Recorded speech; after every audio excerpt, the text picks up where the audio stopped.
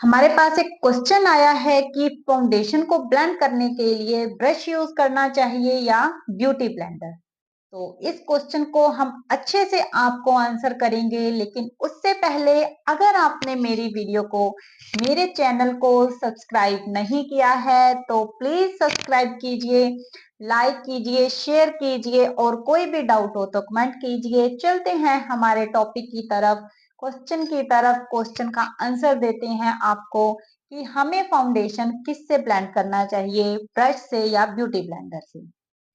देखिए, सबसे पहले देखिए, पता है क्या होता है कि जब भी हम कोई भी प्रोडक्ट लगाते हैं, जैसे फाउंडेशन की बात हो रही है तो फाउंडेशन के ऊपर ही रहेंगे, हम फाउंडेशन की ही बात करेंगे कि सभी के अपने अपने तरीके होते हैं। कोई डॉट डॉट करके लगाता है, कोई पहले क्या करता है, ब्रश में ले लेते हैं, फिर ऐसे लगाते हैं, उसके बाद ब्लेंड करते हैं। कोई सीधा डायरेक्ट ब्लेंड करते हैं, अप्लाई भी करते हैं, ब्लेंड भी, दोनों ही काम एक टाइम पे कर देते हैं।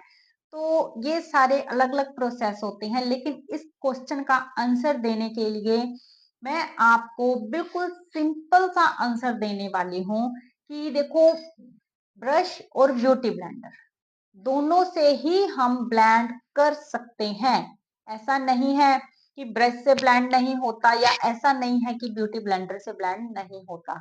दोनों से ही हम ब्लेंड कर सकते हैं, लेकिन डिपेंड करता है कि आप मेकअप की कितनी जानकारी रखते हैं।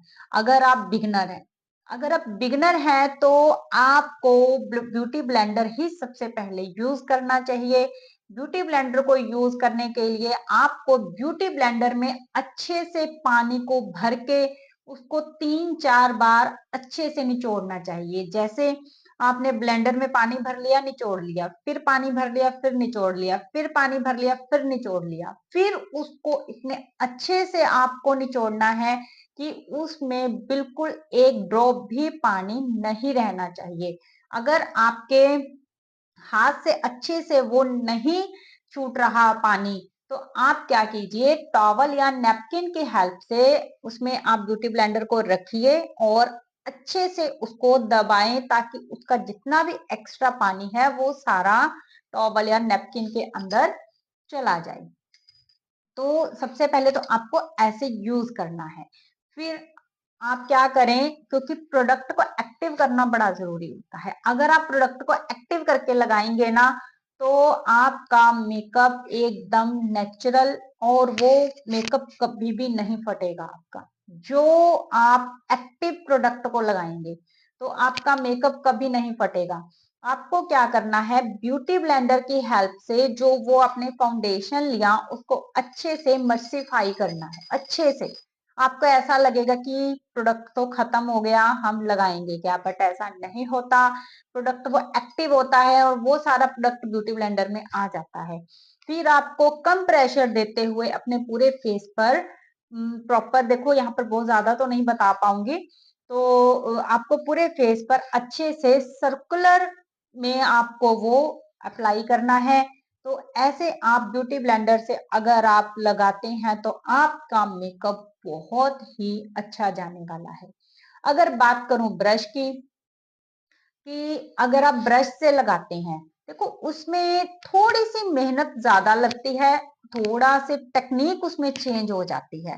क्या उसमें भी आपको ऐसे ही करना होता है कि आपको पहले ब्रश से अच्छे से प्रोडक्ट को एक्टिव करना है और फिर आपको अप्लाई करना है।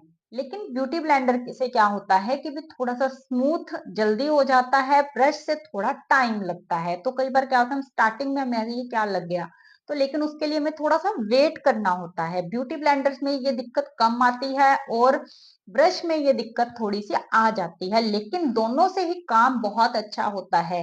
हाँ, अगर आपने ब्यूटी ब्लेंडर से काम किया हुआ है और ब्रश से अभी करना है, या दोनों आपने ट्राई करके देख रखे हैं, तो वो मेरे को नहीं पता। तो लेकिन अगर आप ब्यूटी ब्लेंडर से करेंगे तो बेस जल्दी स्मूथ होता है और ब्रश से थोड़ा सा उसको सेट करने में टाइम लगता है। तो ऐसे आप अपना मेकअप कर सकते हैं। तो चाहे आप ब्यूटी ब्लेंडर यूज कीजिए, चाहे आप ब्रश यूज कीजिए, दोनों से ही काम अच्छा हो जाएगा।